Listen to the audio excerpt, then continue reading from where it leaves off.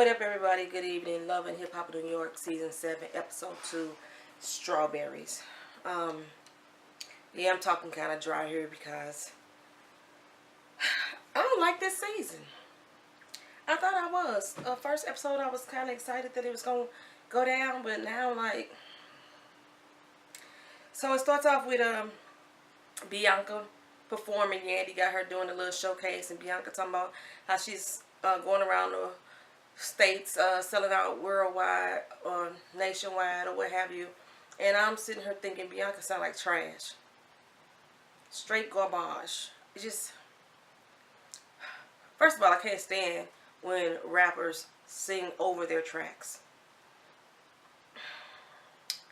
So, your track is like singing like on a tenor and you singing like a squeaky ass. I don't know. You just sound like a squeaky ass. But your track sound like all auto-tuned, tenored out, bassed out. It just, you sound like trash. She sound like trash. I didn't even like listen to the words of the song because her voice sound like trash. And her movements. She's trying to be a sexy rapper, I guess. That's the image she's trying to portray. And I don't know. I'm just not feeling Bianca. But anyway, so Yandy introduces her to DJ Drewski because she wants to try to get Bianca's track played on the radio. Has anybody other than people that live in New York ever heard of any of Bianca's tracks on any radio station? Not underground or iPod or what is it, iTunes or whatever, but actually on the radio that does not live in the tri-state, New York, New Jersey. I forgot what the other state is. So it might be bi-state area. Anybody that's watching this, I've never heard any of her songs that she's put out since she's been a solo artist. So, anywho, Drewski, he's a DJ for Hot 97. I don't know what is with everybody's fascination with DJs, radio disc jockeys. Not the DJs who are straight producing tracks like, you know, I say Khaled, you know, did Khaled start out as a radio DJ? Is that like the dream goal? Will she start on the radio as a on-air personality to become like a DJ Khaled type of DJ? Because I don't understand the fascination with DJs unless you're just trying to get like free concert passes into something, or get to sit up in the studio when artists come through so you getting your groupie on. I don't get it. Anyway, I don't get DJ Drewski with his wannabe white chocolate self. He more like melted chocolate, if anything. I don't know. He like fucking Casper to me. It just, there's no chocolatey goodness. Maybe his chocolate come from his attitude, his so-called swag, what have you. He ain't fine. I don't get it. I don't get it. But like in the confessional, Bianca's like straight hating on his girlfriend, Sky. He told her he had a girlfriend, and she like, why you gonna make this hoe your assistant? Why she all in your business making decisions for you? Why the fuck do you care? Let him run his own business and his own brand. And if his girlfriend wants his girlfriend to be his assistant, or he turned his assistant into his girlfriend, what fucking business is it of yours how he handle his business? Then they got Snoop and J. Adrian. They're gonna meet up with Jewels. I still say Jules and Kimbrella. And basically he just wants Snoop, not he. Snoop just wants Jay to meet somebody and have like a common bond, but during the whole meeting, J. Adrian is just putting all the relationship business on the table, and Snoop felt kind of offended by that. With that little whole scene, I see this whole little workout relationship ain't about to work out too long. It's gonna be full of drama doing her whole course of being on the show, because trust me, J. Adrian is gonna be on this show for a minute. Trust me, I already see it. Like I said, she's the turn up person in my opinion. And later on in the episode, you're gonna see exactly what I'm talking about. So basically, Kimbrella is trying to tell, is it Kimbrella? Like umbrella or just Kimbella? I thought it was with an R. Doesn't matter to me. She basically trying to tell her like how she got through dealing with all the groupies and the fans, and you just gotta have trust, which she don't have none of that. So how you giving advice on some shit that you don't know nothing about? It's almost like, here's a better one. It's like a blind man trying to tell me how to hit a bullseye, center of a bullseye. That's what it's like. Come on, Kim. Whatever. Anyhow, then they move on to the studio to Cardi. I should say cardio because my phone put cardio. Cardi B and Swift, and they listen to the little joint that he got a beat for her, and I actually kind of like the beat. I was like, okay, I can flow with that. Hope Cardi could do something with it that don't like make the beat turn sour for me. Like I say, I like Cardi's little flow a little bit, so I can rock out to the little beat there. And Swift, who's still trying to pretend like he ain't trying to. I don't want to hurt my girlfriend. She all the way over in London, but you know, I'm a weak ass dude, so I'm gonna go hit up on Cardi anyway. And let me go on and rub up on your little thigh there. And Cardi pretending like she ain't liking it. She so open and receptive to his advances, and she ain't trying to shut down. Especially when he kissed her, and she's like, I don't even know if he kissed me or kissed him back. That's all I heard on that kiss was just like liquids. Like it was just like, I'm like it almost made me throw up for real just doing it. It's Then they move on to corny ass dude and Snoop. They go into an open mic so they can look at some potential artists, and they meet up with Rich there. And it's this chick named Sophie Green that's performing. Again, another chick that's rap singing to over a track. I mean, it's open mic night. Okay, that's more, I can understand that more because it's open mic. But artists, get yourself some motherfucking instrumentals. Like, for real. Get you some instrumentals. Lay down your background vocals on that instrumental.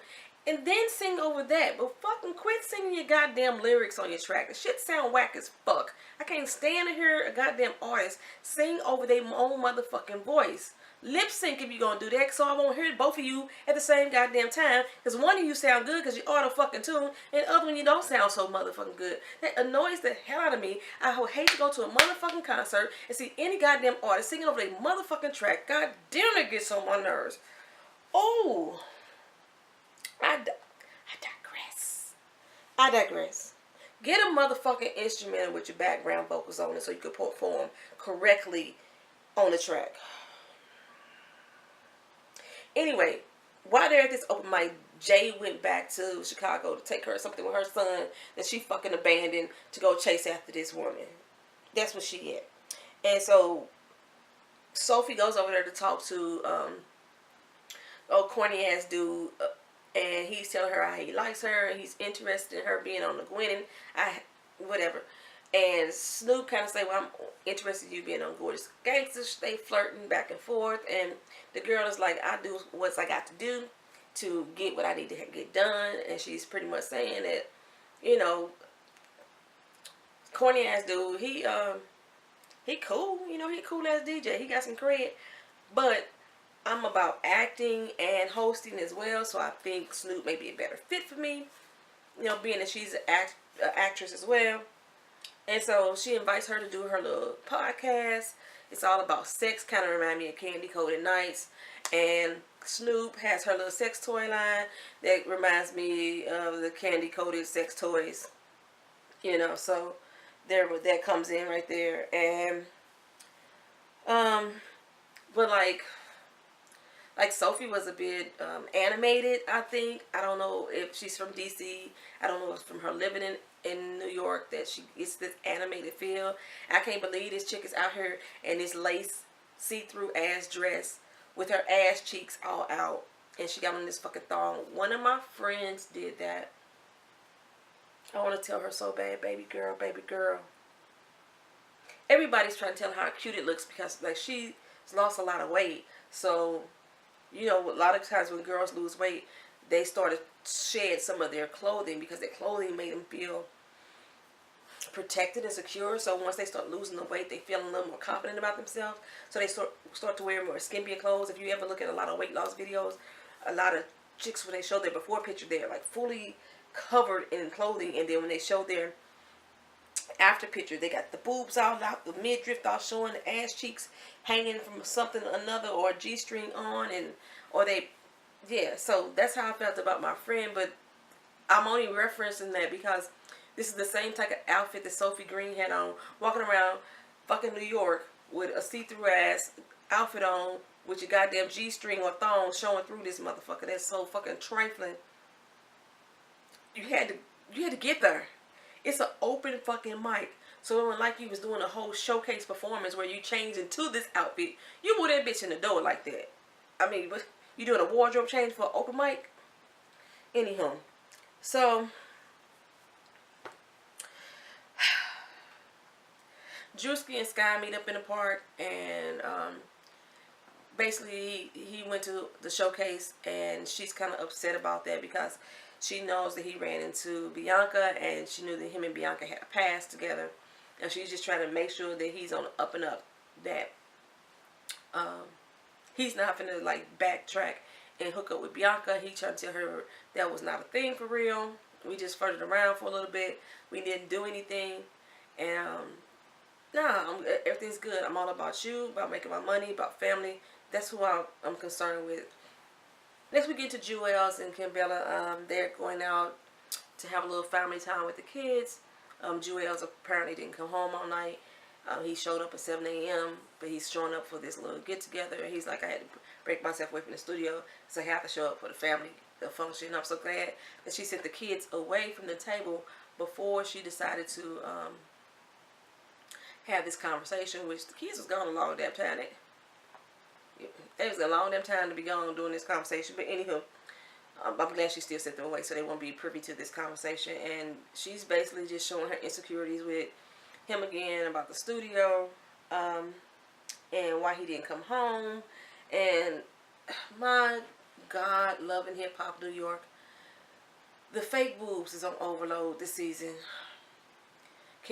Bella's is falling out every chance she get, no matter what outfit. She got the boob part cut out right here, so her boob falling out every episode, every time you show her. Cardi B, I knew she had fake boobs. I think that's how she got famous on Instagram. I don't remember exactly, but they look like they got excessively bigger this year, or maybe her shirts are getting cut more wide open because they don't. The fake boobs on overload this, and then the ones who don't have fake boobs, they had it pressed so goddamn hard. I can't even do the fake boob look. That it looked like they breast struggling to breathe. I'm tired of Kimbella and her tits already. That's pretty much where I'm at with this. Then Papoose and Remy, they getting together. Papoose is in the studio, and Remy's coming up there to meet his new artist.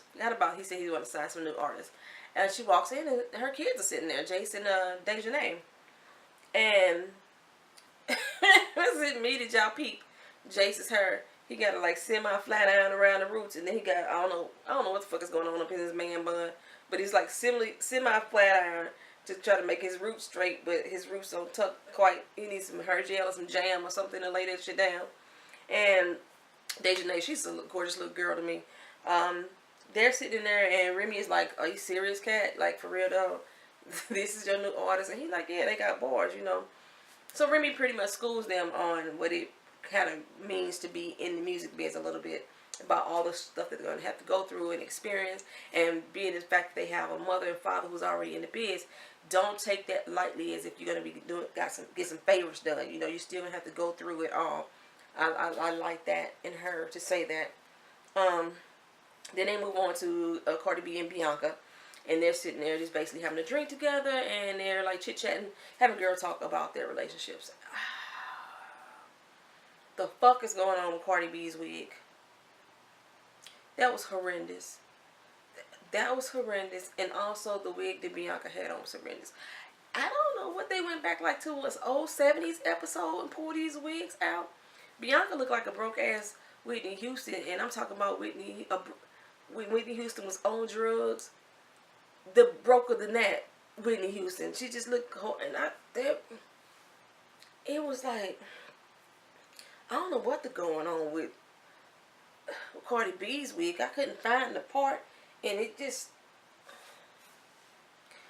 like somebody stole a fucking piece of hair off a mannequin in the department store and just stuck it on Cardi B's head. Neither one. I was not feeling their wigs. But while they having this talk, Bianca is sitting here saying, she met back up with Drewski, and she gonna take Drewski from his girl. Can't stand a bitch like that. You get no... I was kind of feeling you last season, Bianca. But with that motherfucking comment there, fuck you, and the horse you rode in on.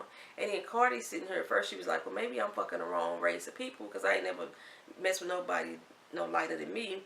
But if it's good, let me know, and now maybe I give me a white dude too. I ain't got no issue with that comment. But what I do have an issue with is Cardi in the confessional saying, well, if she ain't too sure about what's going on with Drew and his assistant or maybe his girlfriend, the bitch is sure. He told her he got a girlfriend, and she told you he got a girlfriend. So don't pretend like you didn't know whether or not Bianca was unsure that she had that Drewski got a girlfriend.